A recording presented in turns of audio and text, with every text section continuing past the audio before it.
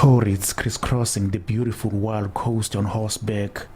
It's a lifetime experience as they see untouched flora and fauna. The journey includes meeting the indigenous inhabitants of Mtentu village, a small impoverished community. The village has no electricity, no water, or proper ablution facilities. Residents are solely dependent on social grants and tourism. However, horse riding and seeing the beauty of Mtentu River is a highlight for most. I'm just a horse lover, and once a year I bring my horses and we come and ride on the wild coast. So I bring 12 horses along on the wild coast, and we start in Morgan's Bay and we turn around in Port Edward and we go back to Morgan's Bay. It's about 800 kilometers and about 80 days of riding. Along the way we gather guests as they go. Indigenous villagers clad in their traditional regalia, singing, chanting, and dancing to showcase their unique culture. The visitors join the activity and entertain themselves by dancing to the tunes. Oh my word, it's been really amazing. I love the wild coast. I think it's a really beautiful, untouched part of South Africa.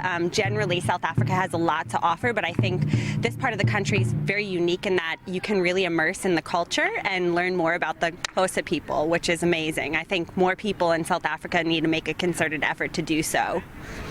I'm having the best time. I think our country has so much to offer and right on our own doorstep. Like I said, I'm from the Eastern Cape, and right here, experiencing the wild coast in this way, crossing a river on the horse, having this cultural experience, dancing, singing, it's an amazing opportunity. South Africa is described as a beautiful country with warm and welcoming citizens. Colorful, and frankly the most beautiful country I've ever traveled to. I mean, you guys got everything. You got the oceans, you got not one, just two. You got the mountains, you got the deserts. So yeah, it's been a very, very, very beautiful experience. Those who are benefiting from tourism say tourists are interested to learn about African cultures. Organising the speech singing, it's really beautiful today. It's one of the biggest we've had, and the locals come and they welcome us on our horses and they sing and they dance and they make us feel welcome, and they get the whiteys out of their comfort zone to dance as well. And for me it's really important. So it's not just about looking at the beauty of the wild coast, about the dolphins and the whales and the rivers. It's about connecting with the people, connecting with the spirit of the land, connecting with the old people of the land. It's a big picture for me. Villagers say eco-cultural tourism is their lifestyle in the wild coast. Many households are dependent on tourism for living. Unemployed young people are also part of traditional groups that sing and dance for the tourists.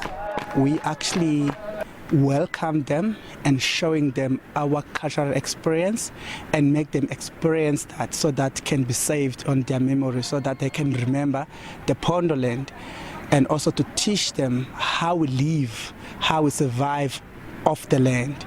So because the people that from outside or from other countries, they don't know how we live as a Pondos that lives in the wild coast. So all we're trying to show them is the happiness and the enjoyment that we are at the moment at the wild coast of Xolobeni or Mtentu.